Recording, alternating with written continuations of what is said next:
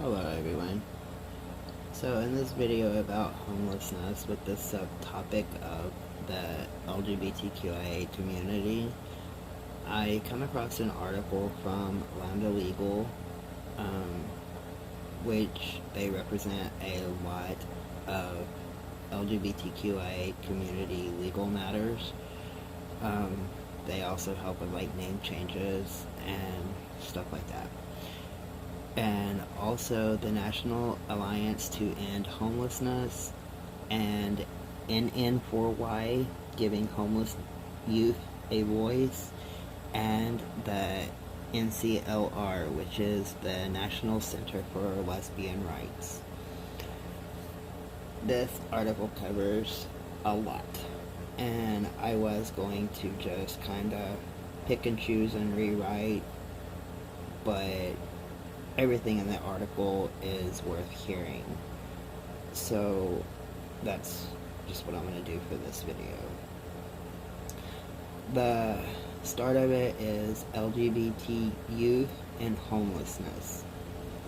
Lesbian, gay, bisexual, and transgender youth are overrepresented in the homeless population.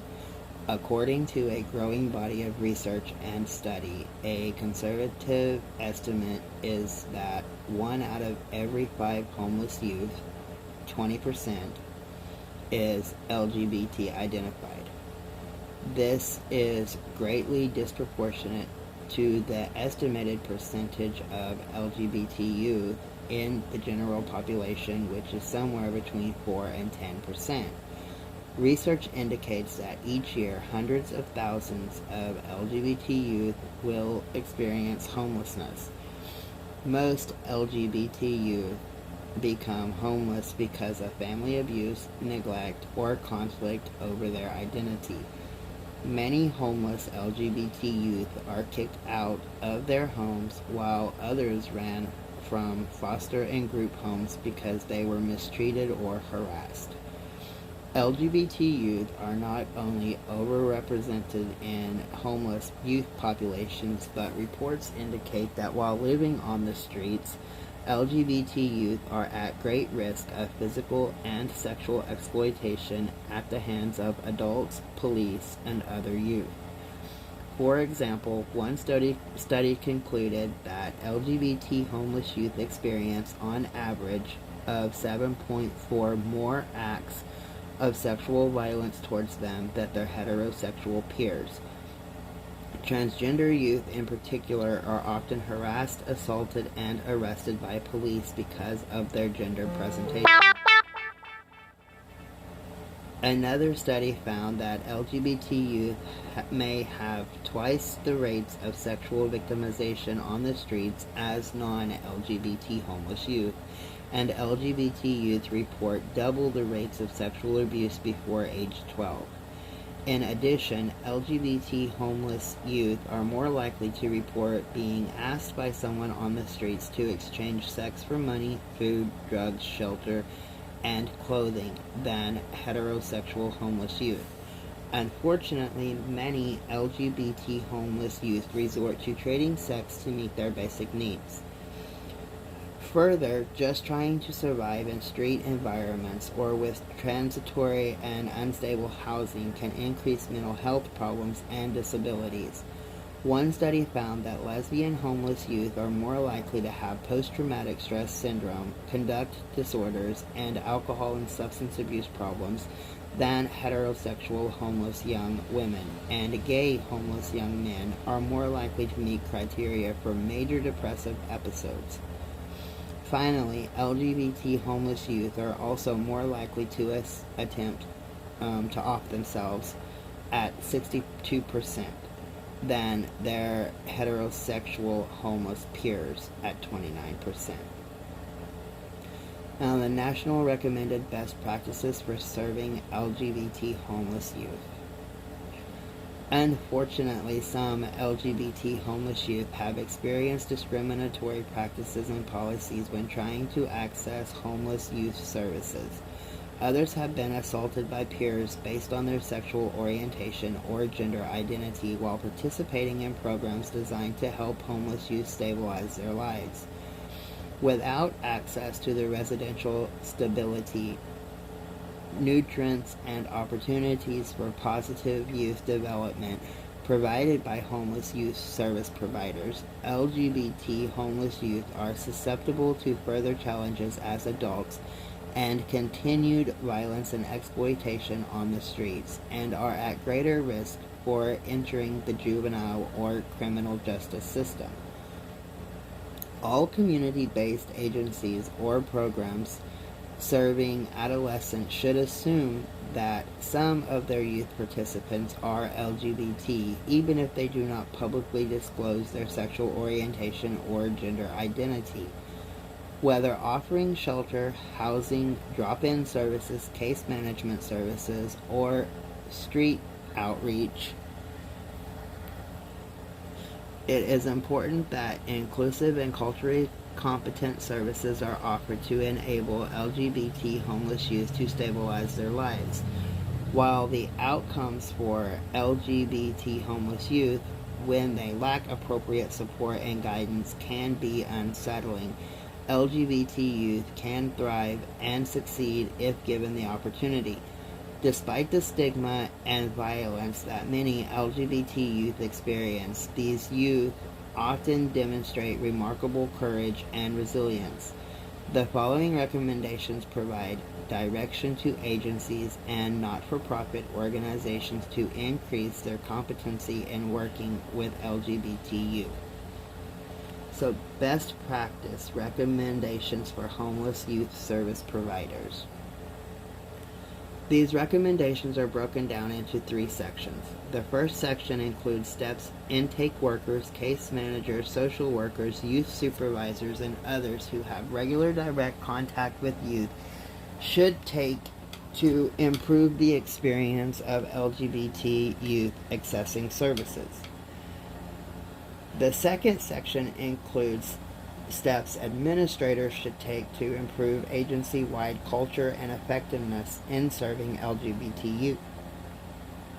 The final section includes specific steps both administrators and youth workers should take to improve the experience of youth in residential settings, whether these settings are emergency shelters or long-term transitional living.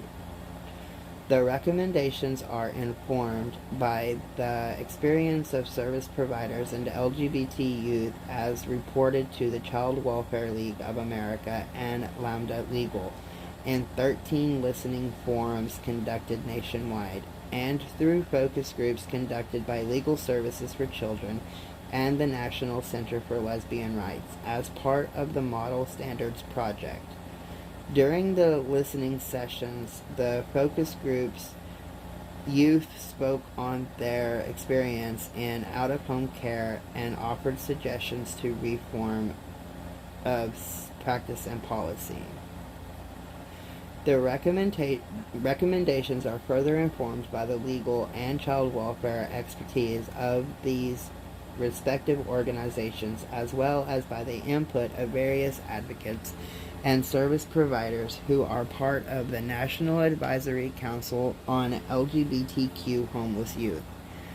The following list is recommended best practices as reviewed by an advisory panel of professionals from the National Alliance to End Homelessness, Lambda Legal, and National Center for Lesbian Rights, the American Bar Association, and the National Network for Youth. Evaluation and selection were determined through consensus among the organization, and the recommendations were reviewed and edited by the National Advisory Council on LGBTQ homeless youth. Though the recommendations listed here are specific to providing inclusive and culturally competent services to LGBT youth, it is extremely important to remember that many LGBT youth are also youth of color. Service providers, supervisors, and administrators should receive training on and examine issues related to race, racism, white privilege, and the intersection with gender and sexuality in order to effectively respond to the needs of LGBT youth of color who are homeless. Agencies can use this document to help determine the fundamental issues they need to address the best work with LGBT youth and to evaluate how well they are currently meeting the needs of the LGBT youth they serve. In addition, agencies can use the recommendations as a starting point for creating a broader action plan or as a blueprint for new initiatives. By implementing these recommendations, agencies will move toward active affirmation and support for LGBT homeless youth, in stark contrast to the rejection and even brutality to many LGBT youth have experienced at home, in school, and in their communities. The improving practices recommended for employees serving LGBT homeless youth. Treat LGBT youth respectfully and ensure their safety. LGBT youth should have the same rights and privileges as other youth who use agency services. They should not be subjected to harsher or more restrictive standards or behavior because of their sexual orientation or gender identity. They should be safe and free of harassment and violence when using agency services. It is crucial that LGBT youth feel safe and respected across the continuum of services provided by any agency. Staff should not tokenize LGBT youth to set them apart from other youth because of their identities, nor should facility staff ignore or dismiss LGBT youth's specific needs and experiences. All employees and volunteers at agencies that serve homeless youth should do the following. Examine their own beliefs and attitudes and ensure their ability to professionally and ethically serve their youth participants. Understand the common experiences of LGBT homeless youth, the factors that often lead to their homelessness, and the risk that they face once they leave home. Be able to use the words gay, lesbian, bisexual, and transgender appropriately when talking with youth and other employees and volunteers. Call youth participants by their preferred first name and pronoun in accordance with the youth's gender identity or expression. Know what to do when a youth self-discloses his or her sexual or gender identity, by offering support, engage in conversation if the youth wants to, maintain privacy, and locate appropriate services and support for the youth. Prevent harassment and discrimination by valuing and affirming differences and appropriately responding to verbal, emotional, and physical threats against any youth. Never use anti-gay slurs or jokes, and appropriately intervene if others do. Be alert to sign of harassment or abuse that may not be obvious. Be approachable for youth to come to with their concerns and make decisions on how to respond based on the youth's best interests. If other agency staff members, volunteers, or youth participants are harassing or mistreating LGBT youth participants, staff must intervene to ensure the harassment stops immediately and take further action if needed. And then appropriately address LGBT identity during intake process. Youth's perceptions of an agency begin with the initial contact with any worker or volunteer. If an LGBT youth receives the message, implicit or explicit, that he or she is not welcome because of his or her sexual orientation or gender identity, the youth will be less likely to use the agency's services. An initial impression of openness and acceptativeness can help build the foundation for deepening trust and more positive, productive experience for both youth and staff. If LGBT youth feel that the agency will accept them for who they are more likely to disclose that they are LGBT, and agency staff will then be better able to offer services that will meet the youth's needs. All employees and volunteers who do intake for agencies that serve homeless youth should do the following. Use intake forms that include questions about a youth's sexual orientation, gender identity in the demographics section, but do not make it a requirement that the youth answer these questions. Ask questions in a way that avoids implicit assumptions about the sexual orientation or gender identity of youth participants. Asking a youth if he or she is dating someone rather than asking a girl if she has a boyfriend. Educate all incoming youth and staff about the agency's discrimination and harassment policies, what behaviors are prohibited, and what is expected of the youth. Clearly explain that homophobic comments and jokes, as well as harassment based on race, sex, gender identity, sexual orientation, disability, and other differences will not be tolerated. Provide all youth participants with information about available local service for LGBT youth and their families, including health and mental health services, community groups, supportive services for families, and social programs. Support access to education, medical care, and mental health care. LGBT youth often face obstacles when accessing two of the most basic services that exist to promote their long-term well-being: education and health care. Healthcare providers that treat LGBT youth must be trained and educated on the heightened risk some of these youth face. Healthcare providers should be able to discuss sexual orientation, gender identity, and sexual behaviors openly and comfortably. And healthcare providers must make no attempts to try to change the youth's sexual identity. In educational settings, LGBT youth often face relentless bullying and harassment. Because receiving an education is a crucial part of the youth's transition to adult life, it is essential that LGBT youth have access to educational environments where they can learn without fear of harassment and assault. All employees and volunteers at agencies that serve homeless youth should do the following. Determine whether LGBT runaway and homeless youth are attending school. If they are, ask whether or not they feel safe at school. If they are not attending school, determine whether harassment and assault are reasons the youth are no longer going to school. Address problem behaviors of bullying and harassment at school against LGBT youth participants and work with school staff to address this problem.